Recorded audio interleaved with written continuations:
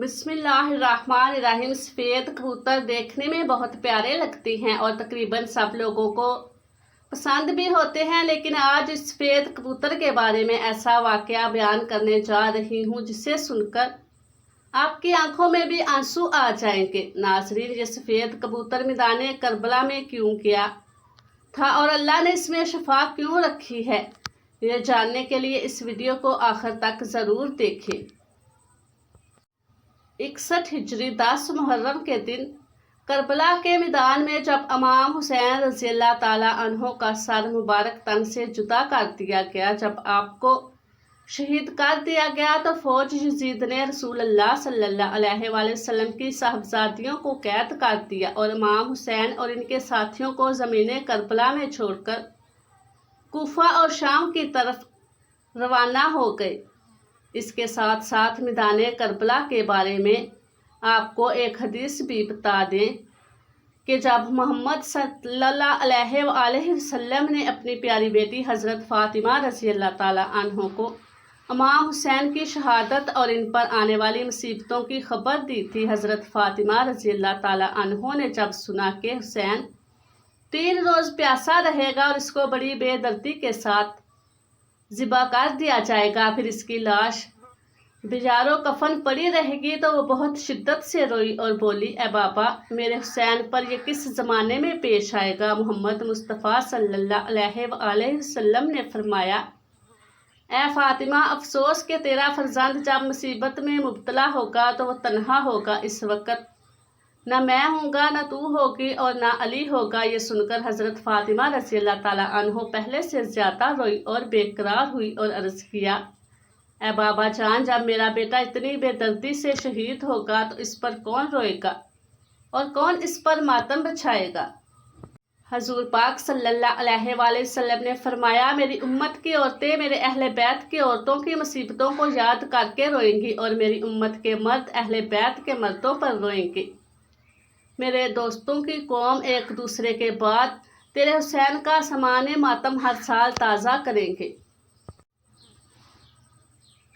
اے فاطمہ، جب قیامت ہوگی تو عورتوں کی شفاعت تم کرنا اور مردوں کی شفاعت میں کروں گا، اور جو مصیبتیں حسین سن کر روئے گا ہم اس کا ہاتھ پکڑ کر جنت میں داخل کر دیں گے۔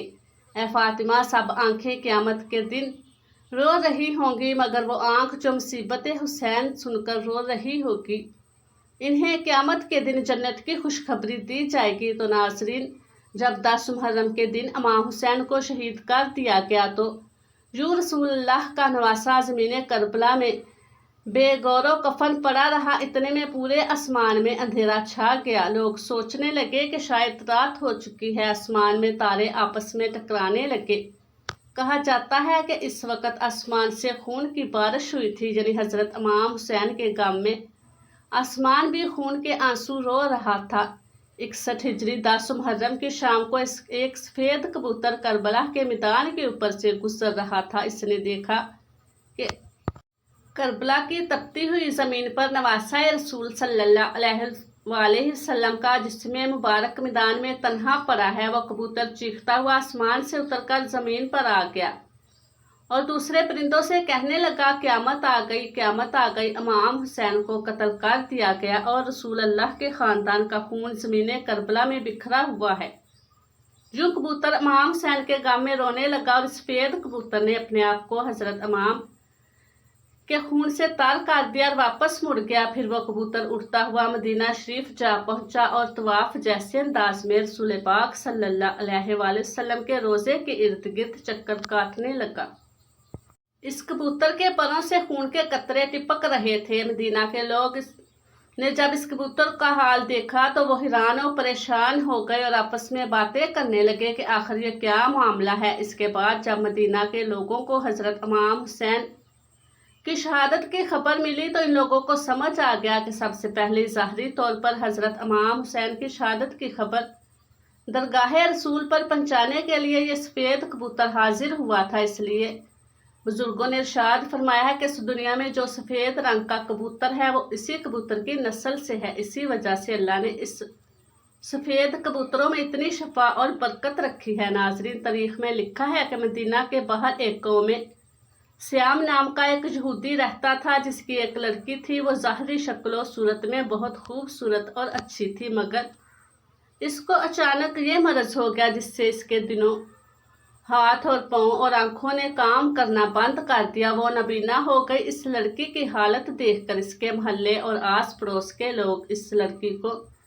शदीद नफरत की निगाहों से देखने लगे कि ये मर्ज इस लड़की से हमें ना लग जाए। जब इस यहूदी ने देखा कि सब लोग इसकी बेटी को नफरत की निगाह से देखते हैं तो वो यहूदी तंग आकर अपनी बेटी को लेकर अपने गांव से निकल गया और दूर जाकर एक बाग में रहने लगा।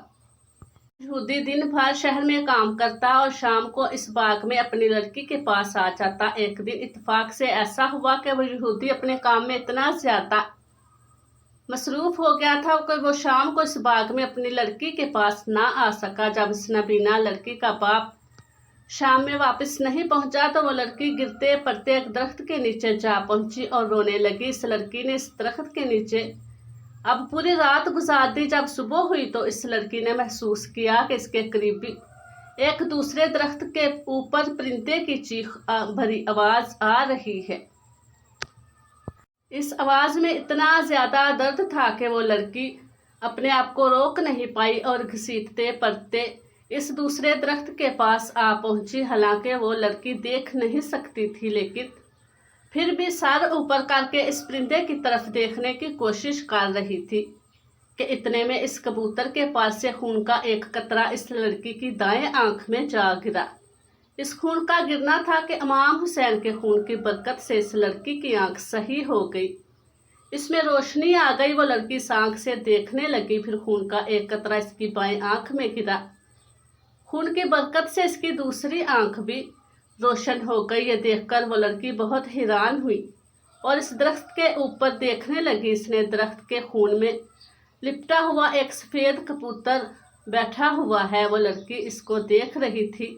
इतने में खून के कुछ और कतरे इसके जिस्म पर गिर गए। इमाम हुसैन के खून की बरकत की वजह से इस लड़की की तमाम बीमारियां ख़त्म हो गई। अब वो लड़की इस तरह से हो गई जैसे कि इसको कभी कोई मरज नहीं था। इसके बाद वो लड़की खुशी खुशी उठी और अपने बाप की तलाश में निकल गई। इस लड़की इस बाग से बाहर निकल रही थी कि इतने में वो यहूदी सामने आता हुआ दिखाई दिया। वो यहूदी इस लड़की के पास आ गया, मगर वो अपनी इस बेटी को पहचान न सका।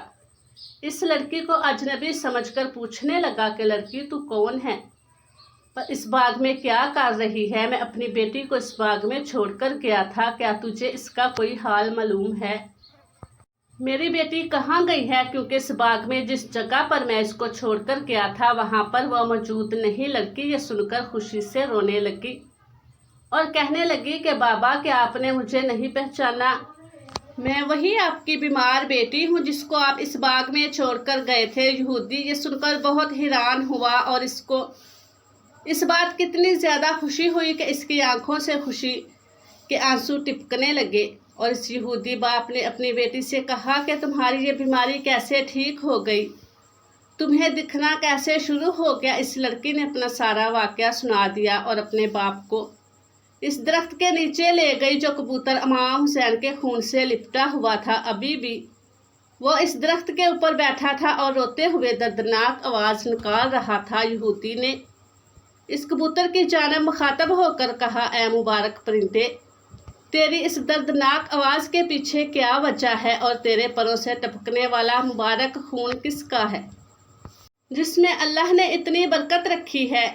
खैर, जैसे तैसे कर करा के इस यहूदी ने इस परिंदे के बारे में मालूमात इकट्ठी कर ली। जब इस यहूदी को पता चला कि ये जो कबूतर के ऊपर खून लगा हुआ है ये इमाम हुसैन का है और इसी खून के ज़रिए से मेरी बेटी ठीक हुई है, इसको दिखना शुरू हो गया है और इसका कोढ़ का मर्ज भी ख़त्म हो गया है, तो वो कहने लगा कि अगर हज़रत इमाम हुसैन के नाना हक पर ना होते, अगर नवासा रसूल हक पर ना होते तो आपके खून के कतरों में ऐसी खैर व बरकत का ज़हूर पैदा ना होता और ना ये अपाहज लड़की को शफा मिलती। इसके बाद वो यहूदी अपनी इस बेटी के साथ वहीं पर कलमा पढ़कर मुसलमान हो गया। और जब कोई इस्लाम कबूल करने की वजह पूछता तो वो इस वाक़े को पूरा तफसील के साथ बयान करता। सलाम हो रसूल अल्लाह के ख़ानदान पर, सलाम हो इस नाहक खून पर जो इस्लाम की बका के लिए ज़मीन करबला पर बहता रहा। अल्लाह ताला हमें नेकी की बात को सुनने, समझने और इस पर अमल करने की तौफीक अता फरमाए। अल्लाह ताला हम सब का हामी और नासिर हो, आमीन। अस्सलामु अलैकुम व रहमतुल्लाहि व बरकातुहू।